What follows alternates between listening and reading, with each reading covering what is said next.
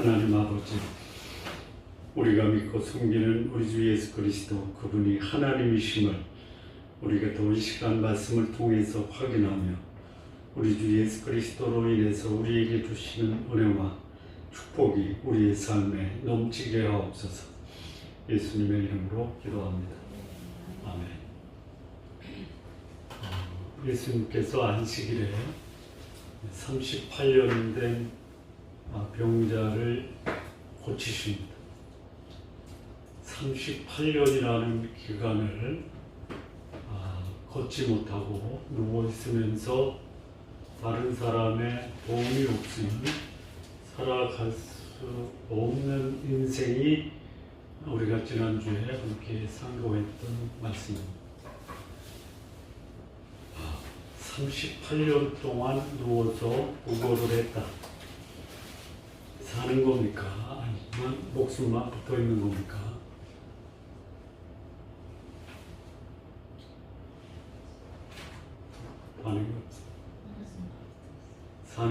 사는 게 아니죠. 저 요즘에 허리 때문에 좀 고생을 하는데 너무 아플 때는요, 이렇게 사느니 갔으면 좋겠다라는 생각을 해요. 그거 몇 주밖에 안 되는데. 근데 38년을 누워있잖아요. 근데 그 모습을 본 유대인들이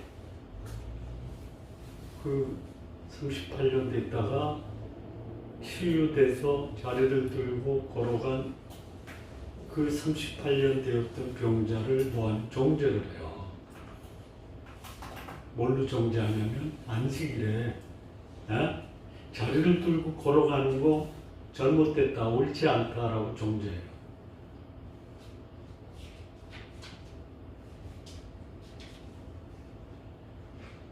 어떻게 생각하세요?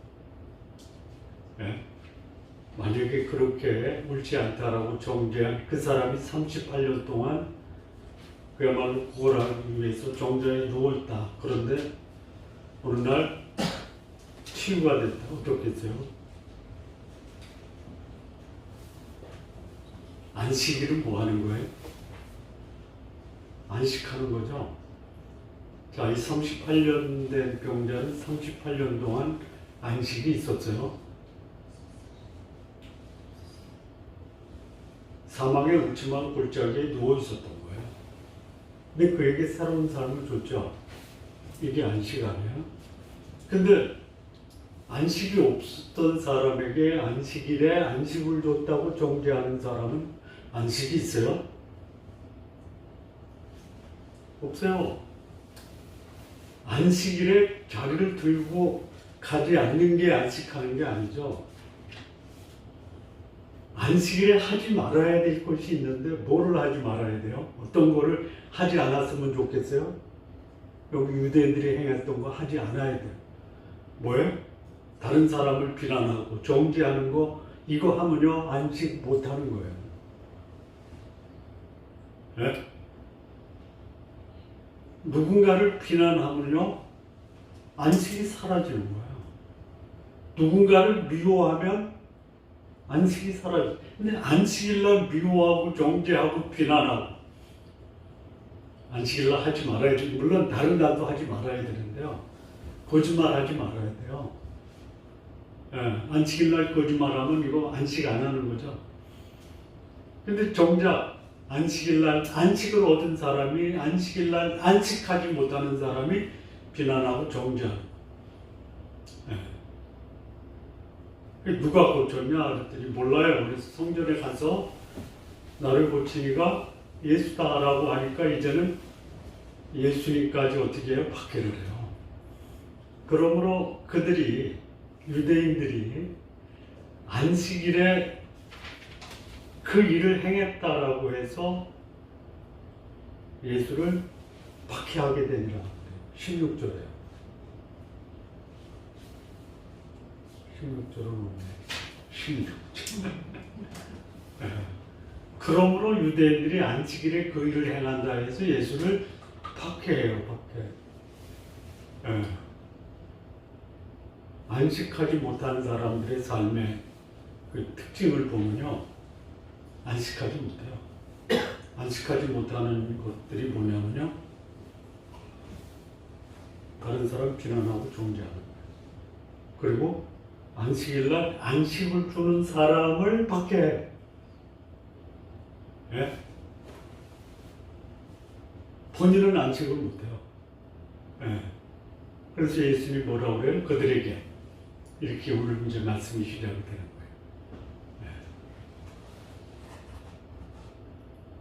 예. 예수께서 그들에게 이르시되 내 아버지께서 일하시니 나도 일한다. 내 아버지께서 일하는 게 뭐예요? 이 본문 설명입니다. 무슨 일을 하셨어요, 아버지가? 안식일에 안식하게 하셨어요. 창조의 역사가 끝나고 인간에게 제일 먼저 주신 게 뭐예요? 안식이에요. 네. 아버지가 일하는 게 뭐냐? 안식을 주시는 거예요. 그래서 아버지께서 내 아버지께서 일하시니 나도 일한다. 네. 그러니까 예수님이 하시는 것은 뭐예요? 안식을 주는 거예요. 네. 죽음과 같은 인생을 살아가는 사람에게 안식을 주는 게 예수님의 사역이에요. 예수님 믿고 뭐 다른 사람 비난하고 정죄하고 이거 안식 못하는 거예요. 내가 예수님 믿고 있다라고 감히 내가 사람들이나 하나님 앞에 저는 예수님으로 인해서 구원받았습니다 라고 하는 사람의 특징이 뭐냐면 안식하는 거예요.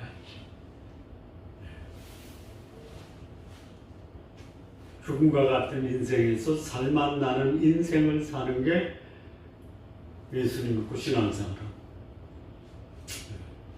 그랬더니 이 유대인들 또 시비 걸어요. 예. 뭐라고 시비 거냐면요.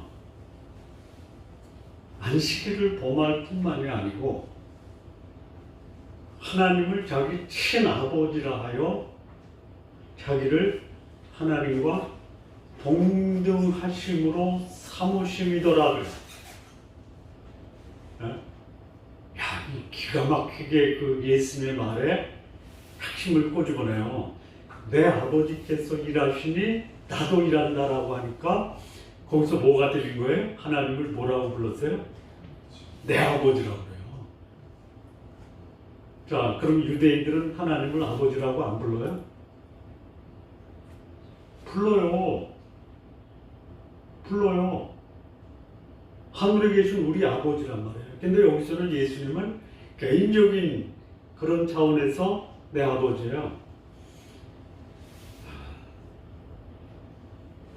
우리 아버지 하면은 그냥 도매꾼 넘어가는데요. 내 아버지 하면은 어때요? 네? 이거는 좀 이따 나오지만 뭐가 나오냐면 아버지께서 내게 보여주신 것. 내가 아버지께서 행하시는 것을 보지 않고는 아무것도 할 수 없어요. 그래서 아버지께서 행하는 그것을 나도 그와 같이 행하느니라. 내 아버지라는 것은 뭐냐면요. 아버지와 나는 동체다라는 거예요. 자, 그거를 우리 현실 삶에서 이해할 수 있는 사례가 뭐냐면 부부는 뭐예요? 부부는 뭐라 그래? 일심 동체라고 그러죠. 동체. 또 아버지와 아들은 같다. 뭐라 그래? 그렇죠. 예수님이 하나님의 아들이고 예수님을 본 자는 아버지를 본 거예요. 왜 그래요? 나와 아버지는 같다 이거예요. 네. 그거 가지고 이제 어떻게 나오냐면요. 심지어 그렇게 말하는 것을 보고 유대인들이 더욱 예수를 죽이려고 해요. 살인하는 마음이 있으면요. 미워하는 마음이 있으면요. 안식은 그 사람과는 전혀 상관이 없어요. 네. 안식일을 지키면서 안식하지 못하는 사람들. 네. 그래서 여기서 예수님이 유대인들이 예수님을 이제 그 소위 박해하고 살인하려고 하는 게 뭐냐면 예수님 자신이 자기를 하나님과 동등으로 삼으시리로라라는 그 생각이 예수님을 죽이려고 한 거예요. 그런데 그들이 그런 고백을 했는데 그 고백이 진리고 진실이에요. 그래서 그렇게 얘기하는 유대인들에게 그러므로 이렇게 얘기해요. 내가 너희들의 그런 나를 향한 오해, 착각, 그리고 미움 이런 것에 대해서 답변을 하겠다. 무슨 답변이요? 너희들이 나를 내가 하나님과 동등하다라고 하는 것 때문에 나를 죽이려고 하는데 맞다. 너희들이 말한 거 내가 하나님 아버지와 동등하다라는 것을 입증하겠다. 이 말씀하시는 거예요.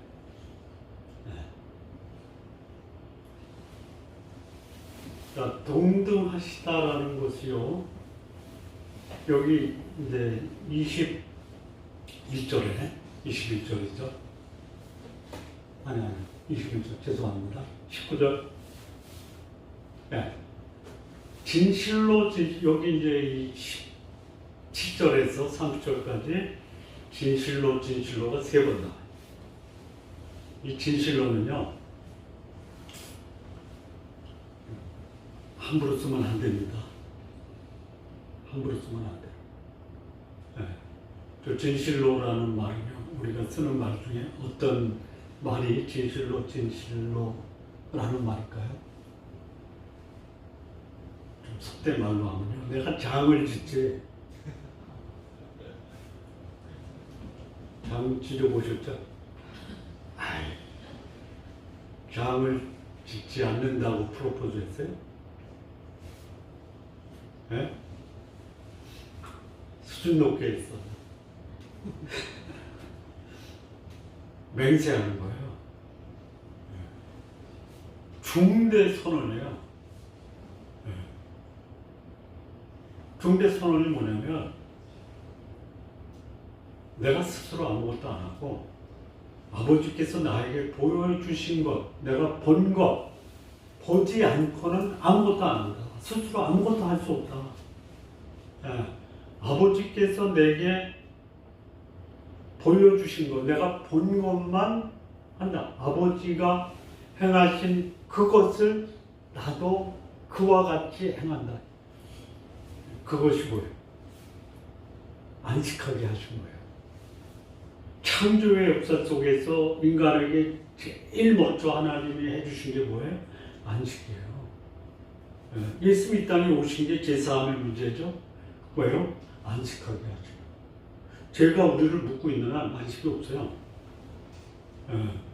그래서 아버지께서 창조의 역사 속에서 우리 인간에게 해주신 제일 처음 했던 것이 뭐냐면 안식이에요. 그것을 나도 그와 같이 행한다.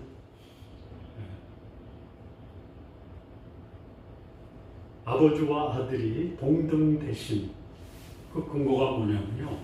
내가 아버지께 본 것을 그대로 행한다. 자, 이게 오해하면 안 됩니다.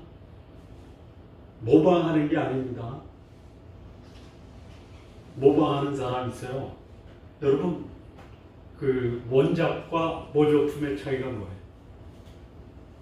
네? 알잖아요. 가치에 있어서 천차만별이에요. 네. 하늘과 땅 차이예요. 그 짝퉁이 제일 많은 게 뭐예요? 명품이죠. 네?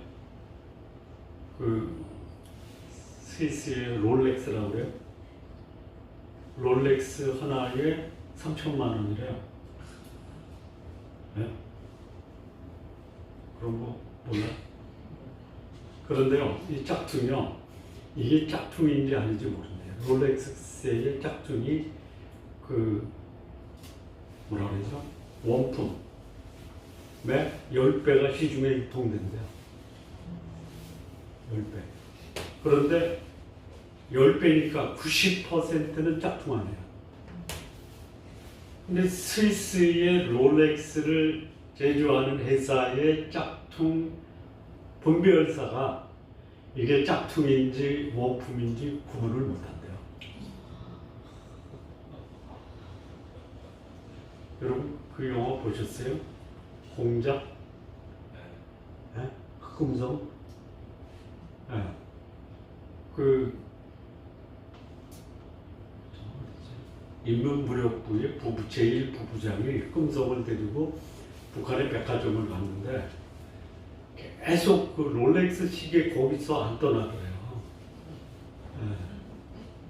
네. 이걸 사고 싶은데 보니까 3천만 우리 돈으로. 그래서 이제 그 인민무력부 부부장한테 잠깐 남조선에 좀 갔다 와야 되겠다. 남조선에 와서 롤렉스 짝퉁 매장을 가서 샀는데 700만 원이래요. 짝퉁이. 그것도 비싸요. 네? 그것도 비싸요. 그러니까요. 근데 그게 전문가가 분별할 때도 분간이 안 됩니다. 네. 그래서 그 700만 원짜리 짝퉁을 사서 인민무력부 국가보위부 국가보위부 제1부부장한테 줬대. 뭐든지 원하는 대로 다 나한테 요구하라.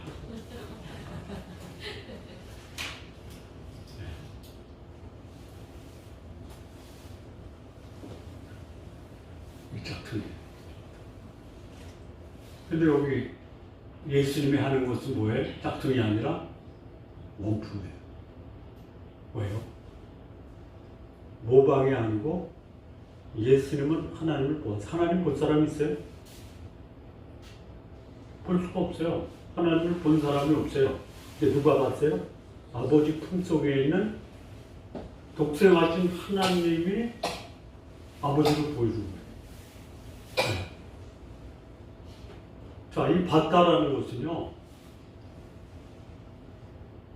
그 다음에 나오는 것도 있지만 아버지께서 행하시는 것을 다 아들에게 보이셨어요.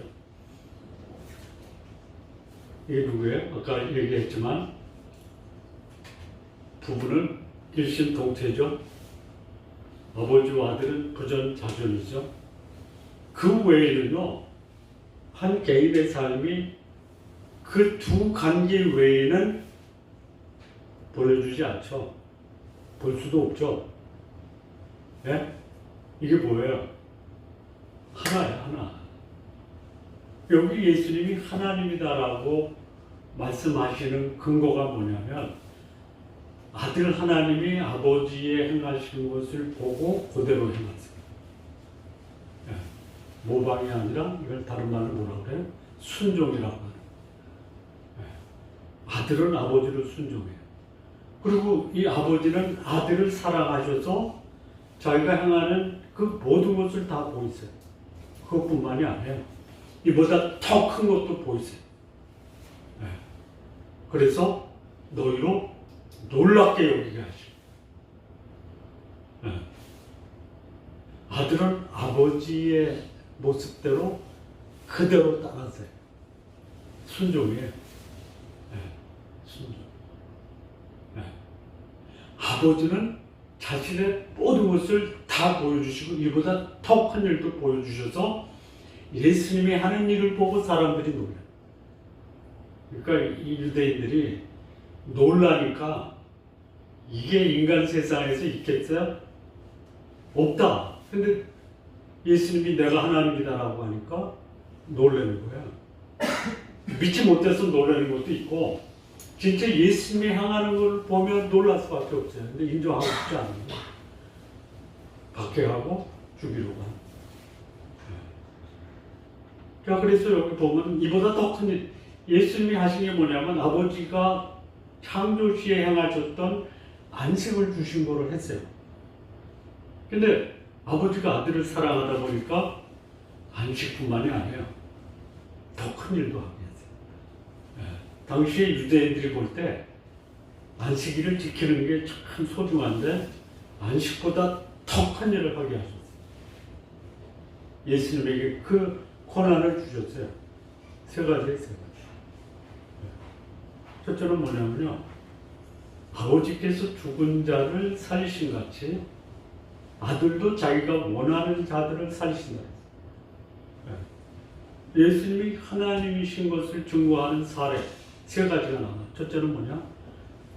부활의 권세를 가지고 있더라.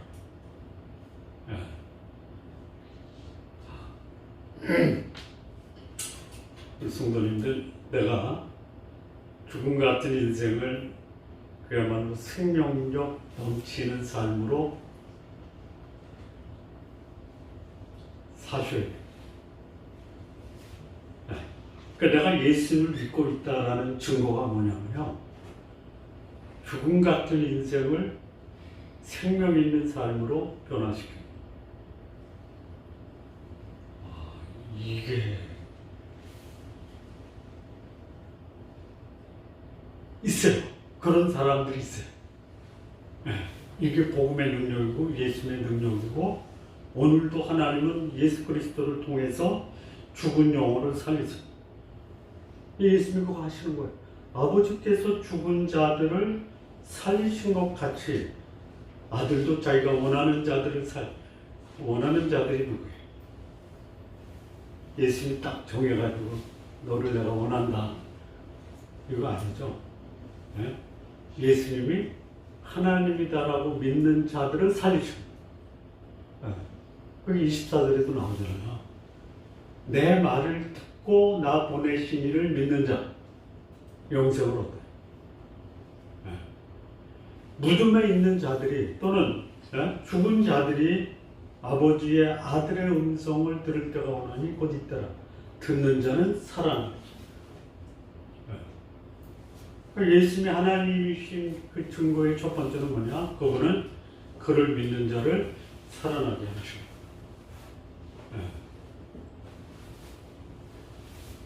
죽음의 골짜기로 가도 죽음보다 더 위대한 삶을 살 수 있는 게 뭐냐? 예수 믿는 사람이고, 예수님이 그 죽음보다 더 풍성한 삶을 살게 하시는 분이에요. 그래서 그분은 하나님. 두 번째, 예수님이 하나님이다라는 증거 두 번째는 뭐냐면 심판하는 권세를 가지고 있어요. 아버지께서 직접 심판하지 아니하시고 그 심판을 아들에게 맡기셨어요.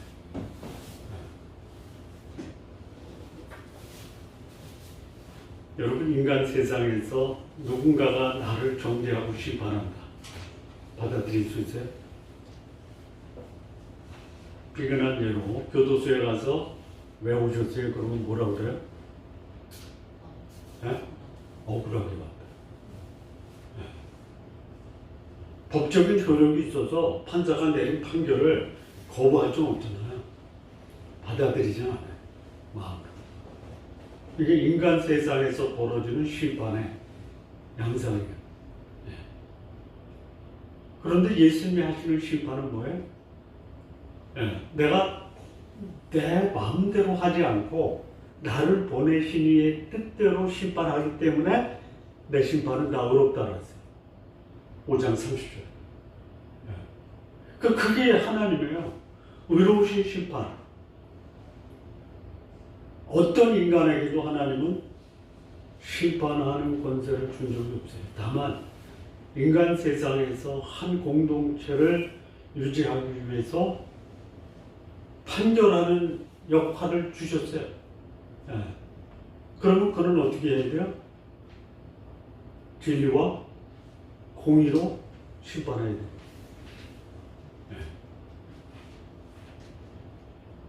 역할을 부여해서 역할에 맞는 역할만 하면 돼요. 그게 기능이지 그게 권한이 아니에요.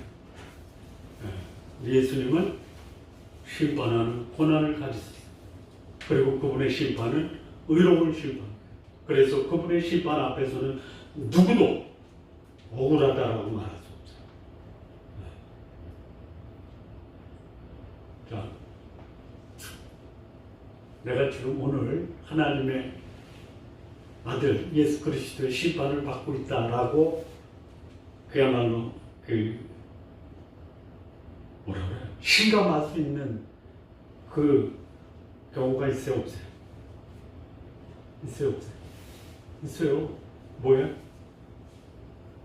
뭐예요? 소위 말하는 양심이라는 거예요. 양심. 잘못했는데 전혀 꺼리낌이 없어요. 잘못하고도 옳다라고 그래요. 그거는 뭐를 나타내고 있는 거예요? 나는 하나님을 안 믿는다라는 거예요. 나는 예수님을 안 믿는다라고 하는 사람들의 특징이 뭐냐? 잘못하고도 뻔뻔한 거예요. 성도님들, 잘못하면 내 속에 양심이 말하는 하나님의 음성을 들으십시오. 잘못하고 잘못했다라고 시인하는 게 하나님의 사람. 근데 그 심판의 목소리가 누구의 목소리냐? 예수님의 목소리. 근데 심판할 수 있는 고유 권한은 하나님 아버지가 갖고 있는데 하나님 아버지가 하는 것을 그의 아들 예수 그리스도에게 맡기신 거예요. 그래서 그분은 하나님. 다음 세 번째, 예수님이 하나님과 동등된다라는 세 번째 사례는 뭐냐면요. 모든 사람이 아버지를 공경해요. 이 공경이라는 말이죠. 영광, 존귀, 이 말로 대체할 수 있어요. 그러니까 모든 사람이 아버지를 공경해요. 이거는 당시에 유대인들에게 한 거예요. 너 아버지 공경하지. 하나님 아버지 공경하지. 유대인 치고 무의식적, 의식적으로 하나님을 공경하지 않는 사람이 없어요. 물론 불순종하고 대적하기도 하지만 모든 사람이 아버지를 공경하는 것처럼 같이 아들도 공경하는 것. 이것도 뒤집어요. 아들을 공경하지 않으면 나를 보내신 아버지도 공경하지 않는다. 그러니까 예수님은 어떤 분이냐? 예수님이 하나님이신 증거는 하나님을 공경하는 가장 하나님이 원하시는 방법은 뭐냐? 하나님이 보내신 아들이신 예수님을 존귀히 여기고 영광스럽게 하는 거다. 유대인만큼 종교적으로 하나님을 존귀히 여기고 영광스럽게 한다라고 하는 사람이 없어요. 그런데 실질적으로 내면에서는 공경하지 않아요. 그 이유가 뭐예요? 하나님이 보내신 하나님의 아들 예수 그리스도를 박해하고 죽이려고 해요. 자, 그러면 이제 예수님이 하나님이다.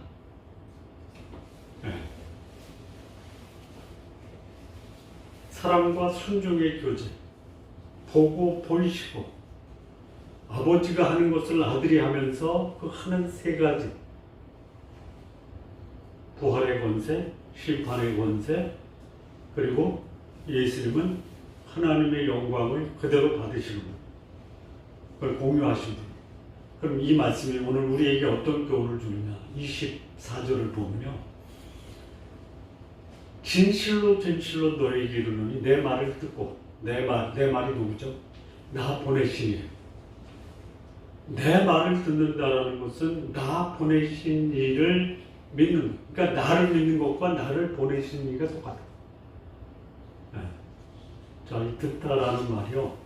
이 듣다에서 나오는 말이 뭐가 있냐면요. 순종하자라는 말이 듣다에서 나와요. 불순종도 듣다에서 나와요. 순종은 아래서 듣는 거고요. 불순종은 어떻게 들어요? 옆에서 듣는 거예요. 옆에서 듣는 거를 다른 말로 말하면요. 너나 나나 똑같다, 맞먹다.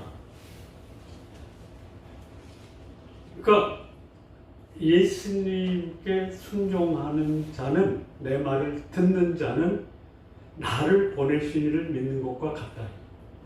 다시 말하면 나는 아버지와 동등한 관계다.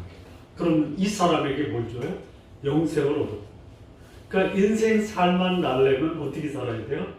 예수님을 하나님으로 믿고 그 말씀에 순종하면 나는 인생 살만 난다. 사망에서 생명으로 심판에 이르지 아니하고. 경험해 주셨으면 좋겠어요. 우리 성도님. 제가 이번 주에 토요일 날 말씀 공부하면서 그 말씀을 드렸어요. 말씀에 순종하는 것이 내 인생의 기쁨과 즐거움이다. 공감하십니까? 저는 이제 성경 말씀이 공감이 되려면 성경의 말씀을 하셔야 돼요. 말씀에 순종하는 게 내 인생의 즐거움이다라는 이 말씀이 성경에 있어요? 없어요?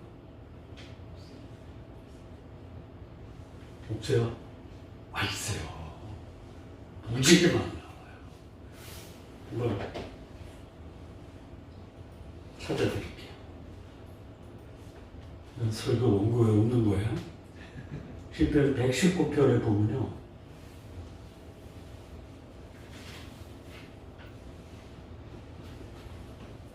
시편 119편 24절 주의 증거들은 나의 즐거움이요. 하나님의 말씀이 나에게 즐거움이 돼요. 그러니까 내 인생이 즐거우려면 어떻게 해야 돼요?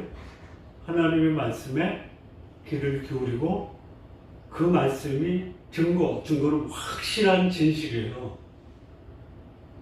네, 또 보면요. 주의 법은 나의 즐거움입니다. 하나님의 말씀에 그 법이라는 것이 안 지키면 버리고요. 지키면은 아무것도 없죠. 법 잘 지킨다고 상 주는 경우 있어요. 우리 인간 세상에서 벌은 안 받죠. 그런데요. 하나님의 법을 지키면 뭐가 줘요? 즐거움이에요. 그 교통법규를 지키면 막 감격이 솟아요. 근데요.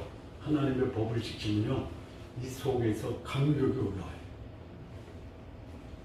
하나만 더 볼게요. 119편 143절에 보면요. 환난과 우환이 내게 미쳤으나 주의 계명은 나의 즐거움입니다. 여러분, 환난과 우환이 나에게 미치면 어떻게 반응해요? 지금까지 잘못한 하나님도 저런 하나님이 있어 때려치죠. 그런데 우환과 환난이 닥칠 때 즐거움을 내 것으로 만들 수 있는 가장 바람직한 방법이 뭐냐? 주의 계명에 순종하는 거예요. 걱정을 묵상하면 뭐가 와요? 절망이 오죠. 근데 주의 계명을 묵상하면 뭐가 와요? 즐거움이 오죠.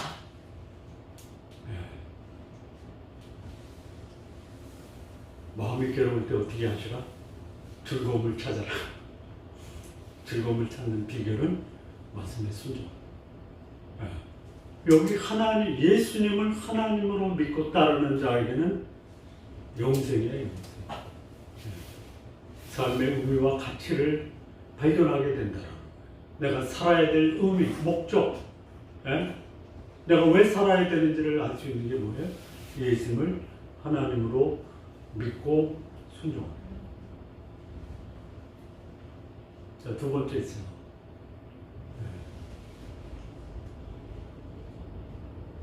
예수님 믿고 따르는 자는요, 여기 이제 뭐가 나오냐면, 죽은 자들이 하나님의 아들의 음성을 들을 때가 온다.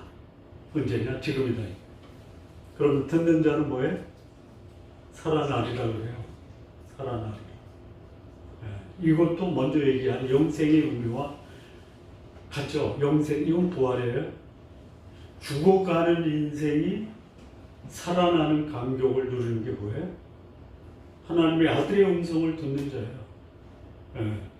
내 인생이 공고하고 힘들 때 하나님조차도 포기해버리는 사람들이 있어요. 그거는 뭐예요? 이게 미국 극단인가요? 비가 오면 쏟아진다? 엎친데? 덮친다? 그러니까 내 삶도 우환과 환난으로 괴로운데 내 삶 속에서 하나님도 배제시켜요. 그러면 죽은 상태로 그냥 그대로 거기에 머물러 있는 거예요. 무덤에 있는 자들이 아들의 음성을 들을 때가 와요. 예. 그럼 살아나는 거예요. 내 인생이 곤고하다, 힘들다, 피곤하다. 그럴 때 살아나기 위해서는 하나님 말씀 앞에 나와요. 토요일 성경 공부반에 숙제를 내줬어요. 숙제.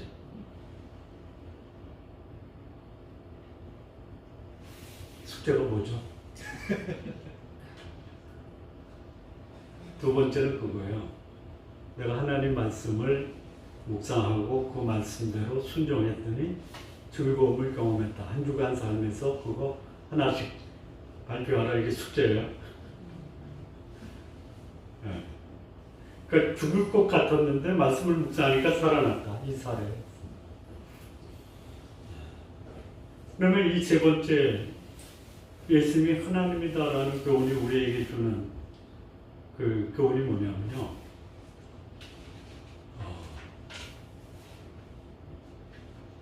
더 이상 하나님의 존재와 심판에 대한 두려움을 갖지 말자.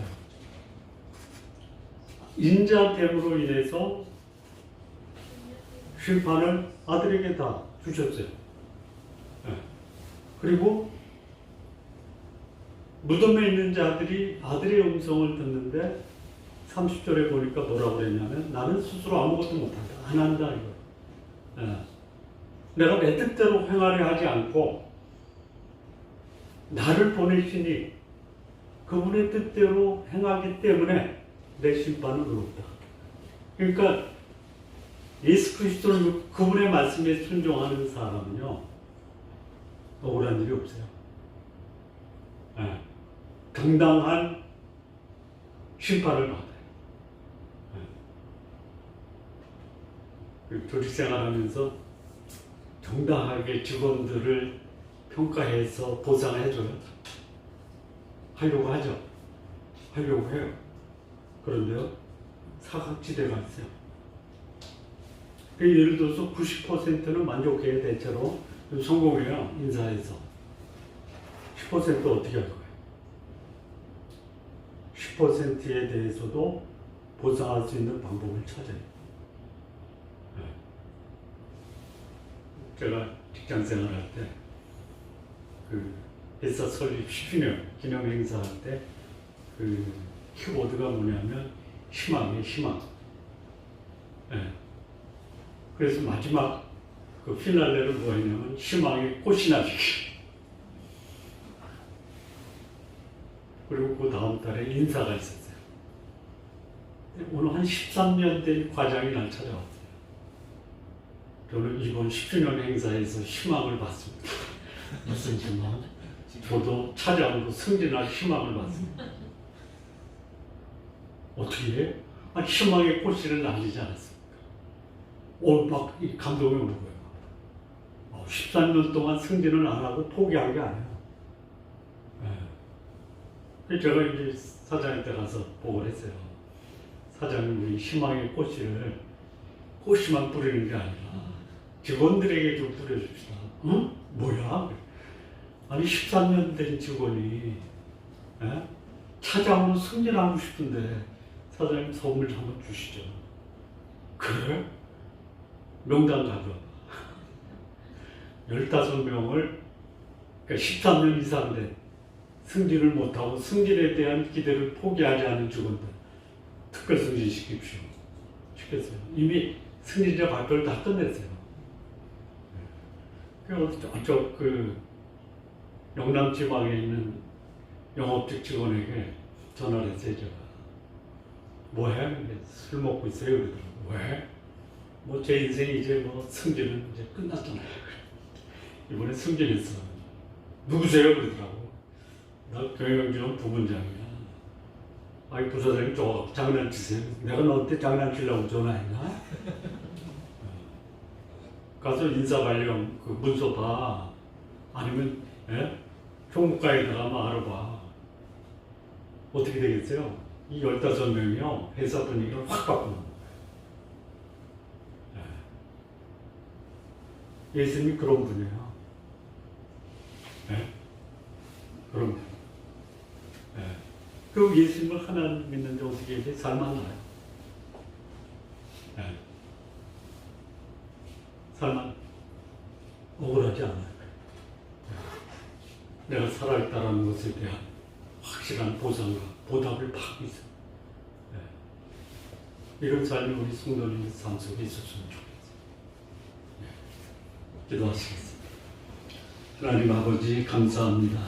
우리 주님 예수 그리스도 하나님이시며 우리에게 죽음을 극복하고 부활의 삶을 살게 하시고 의롭고 공평하신 판단으로 억울하지 않게 하시며 우리로 참으로 존경하고 공경하며 영광스럽게 할 수 있는 분을 허락하셨는데 참 감사합니다.